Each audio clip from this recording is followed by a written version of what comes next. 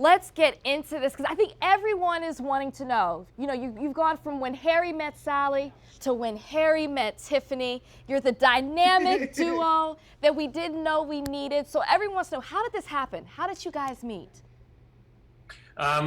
We wrote the script, and when I saw her on SNL hosting, I thought, well, my God, who is this? Because I had not seen Girls Trip, and I thought she was remarkable, and what we had written, it was like fate, It was so we finally got it to her, and we got in touch, and we met, and exactly who I thought she would be and hoped she would be, she was. I mean, the talent was, undeniable, but the goodness in her, and that it's that little thing that you can't really describe is there, and for this character. And when we were talking, I kept thinking about moments that I would want to have that in the movie. Well, that would be, and it was just a natural fit.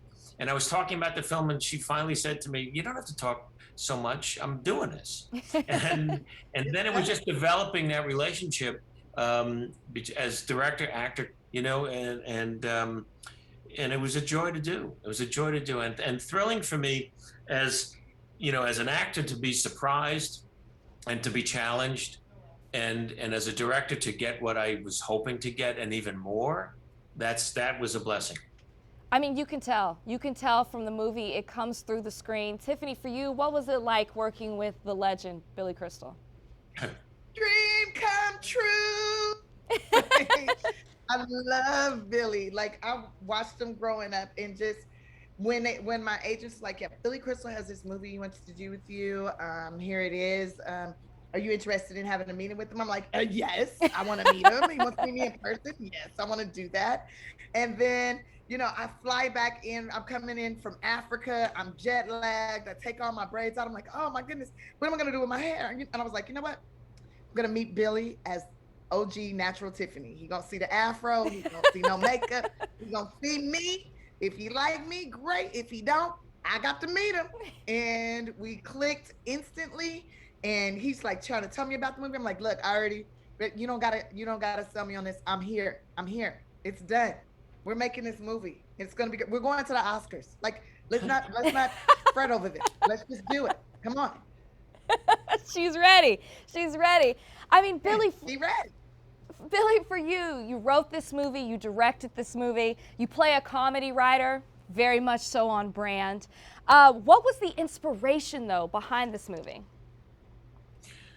For the character was for Alan and I. My writing partner, we both had our history at SNL. We worked with an amazing writer there named Herb Sargent, and Herb was, when the show first started, was in his 50s, and nobody else was. He was the older person on the staff, and when I came to the show in 84, 85, as a host and then a cast member, I worked with Herb a lot, and I loved him because he was a wonderful writer, but he was very wise. And so I thought, when we started writing the story, what a great prototype to have. And then I was dealing with a relative who had the onset of dementia, and she was a novelist. And one day, and I was her medical proxy and was taking care of her. She said, I'm losing my words. I'm losing my," and I thought, well, how profound, you know. And then that somebody whose words were their currency was suddenly going broke.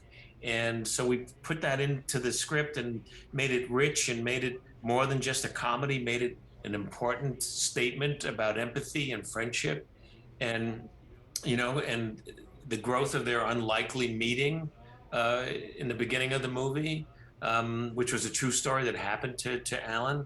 Then that takes us on a journey where it becomes, over 6, 7 months in their life together, this very empathetic, passionate friendship. In passion, I mean by caring, Yeah. by he needs somebody to care for him, and she needs somebody to care for, and that's what Tiffany does in her life. And that's when we met, and I heard, it was a situation she was going through with her grandma, similar, and that she was taking care of. I went, oh my God, this is meant to be.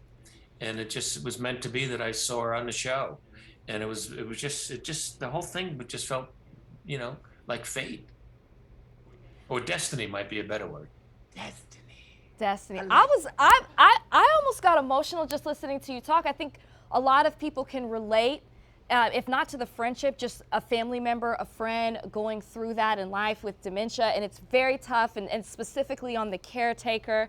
And I think that's the beauty of this movie. Like you talk about the empathy, the friendship. I was just expecting to just sit back and laugh, and I did. I laughed a lot, but at the same time, it was also very emotional. Another thing that I want to touch on is, Tiffany, you play a New York singer. I think a lot of people forget you sing. Was that so much fun for you to do in this film? Yeah, that was a blast to do. And I'm so grateful because Billy got me a vocal coach, and I really needed that. I learned how to use my voice right. And I'm still learning. I'm so grateful for that. And it was super fun. I mean, I'm in the middle of the meatpacking district, just singing my heart out. And I'm like, wow, this is so cool. Like, I always wanted to be on Star Search. And as I'm looking out into the audience, I see all my favorite celebrities sitting in the audience. And here I am in the middle of the meatpacking district, singing my heart out. And I look over and there's Billy Crystal smiling and cheering me. I'm like, oh, this is better than Star Search. Like, this is better. I can see it. I see the whole thing. Now you mentioned you mentioned the Oscars really quickly, Tiffany. I want to talk about that because we're coming up on Oscar weekend. The nominees will be on site mostly, but some off site. But there's no host. Billy, you're a legend here. Do you like the hostless Oscars? Is this something we could bring you back, and should Tiffany do it? You know, what could happen here? I'd love to see her do it. I'd love to see the right person do it. To me, some of the most, I think the funniest times are the times when something wrong happened on the show, when a mistake happened in the 9 times that I did it. And so I think you need somebody there to, in case something happens, that's the fun part of it, to have somebody to comment on it and to run with it. Like when Jack Palance suddenly did one-arm push-ups, or when Hal Roach, the legendary Hal Roach, spoke from the audience without a microphone. And if there's no host there, that moment is going to not happen. So I very much love to see the right person hosting shows. I think that's important. You know, there have been successful non-hosting shows, but to me, the Oscars is very much about somebody being in command of the evening and making, you know, because 10 minutes into it, 4 out of every 5 people has lost. So you're not dealing with very happy people after a certain point. So that's the joy of bringing the audience up and keeping them happy, and obviously the people at home. But I wish the show I hope it's a good show, and that the people that you pull for win. Now, I'm gonna tell you like this right now, girlfriend. If I end up hosting, I want to host with Billy and Whoopi. That's the only way I want to do it. I think that's gonna be. That's what we would love to see. Love to see it. Okay, they're kicking me out. Congratulations to you both on this movie. Give us a sequel. This is so good. Give us another one, please. And thank you. We hope so. Thanks. Thank you. Bye, guys. Thank you for watching. If you want more extra, hit the subscribe button and the bell so you'll never miss a video.